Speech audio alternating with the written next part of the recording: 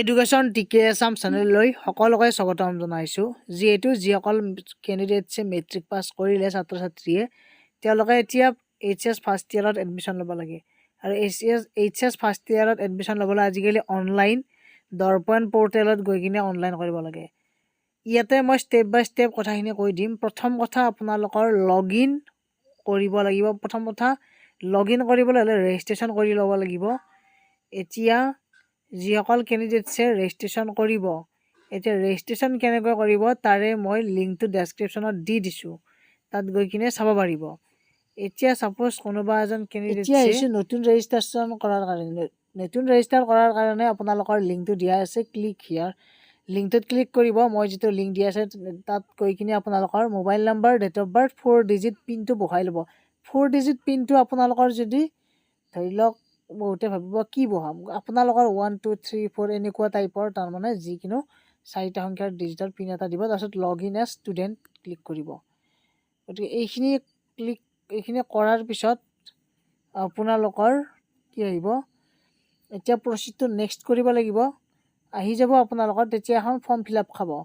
Form এখন fill up হোৱাত ইয়াতে কি থাকিব, চিলেক্ট বৰ্ড, ক্লাছ 10ত আপোনালোকৰ কি নাম আছিল সেই নামটো এডমিটৰ মতে, পাছিং ইয়াৰ, ৰোল নম্বৰ দিব লাগিব, ক্লাছ 10th এক্সাম আপোনালোকৰ মেট্ৰিক দিওঁতে যিটো ৰোল নম্বৰ আছিল ইয়াত এক্সাম্পলটো দিয়াই আছে বাৰু, B21001 এনেকুৱাকৈ দিয়াই আছে।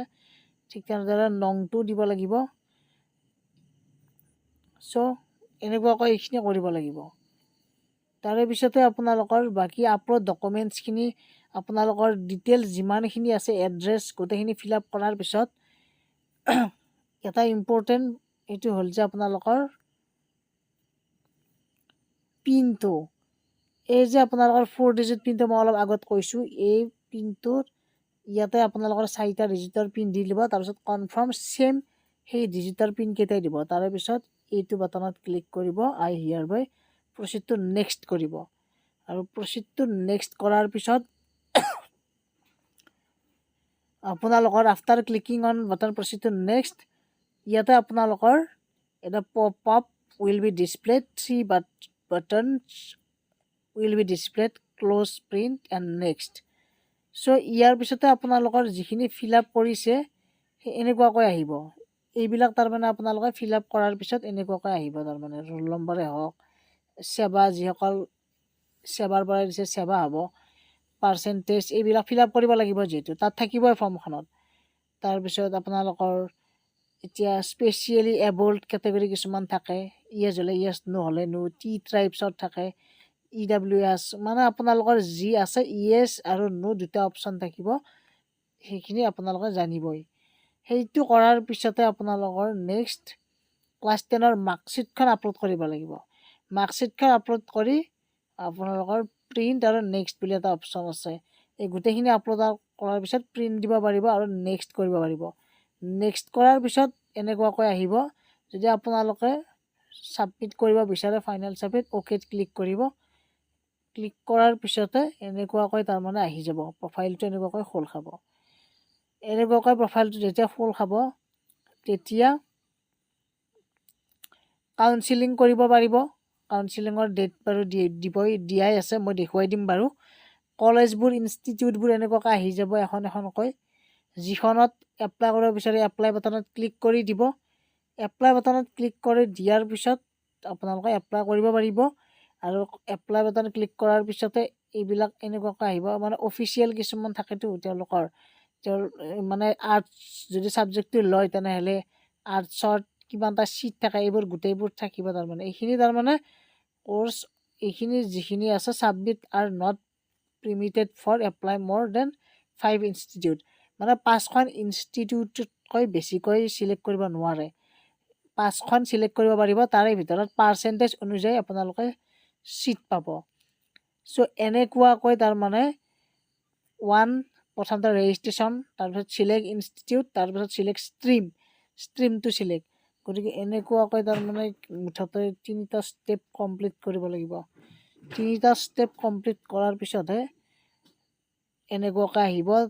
এতিয়া ছিট কেপাচিটি যি 3খনত এপ্লাই কৰিছিল ছিট কেপাচিটি ইয়াতে আহি যাব। তাৰমানে ইয়াতে আহি যাব আৰু এডমিশ্যন কমপ্লিটেড ইয়াতো আহি যাব। তাৰপিছত এই যে আছে এপ্লাই ইন আৰ্টছ ষ্ট্ৰীম, গতিকে কোনোবাই আৰ্টছত এপ্লাই কৰিলে আৰ্টছ ষ্ট্ৰীম, ছায়েন্সত কৰিলে ছায়েন্স, ইয়াতে ভিউ কৰি চাব পাৰিব আপোনালোকে। মানে আৰ্টছত যদি এপ্লাই কৰে চিট কিমানটা আছে আৰ্টছত ইয়াতে আহি যাব, ছায়েন্সত কৰিলে ছায়েন্সটো আহি যাব।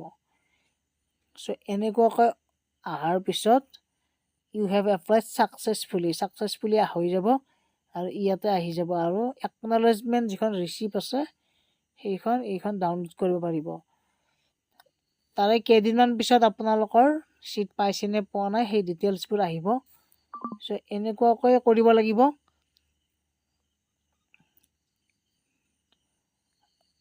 গতিকে ইয়াত গোটেইখিনি দিয়াই আছে। এইখিনি হৈছে আপোনালোকৰ প্ৰফাইলটো।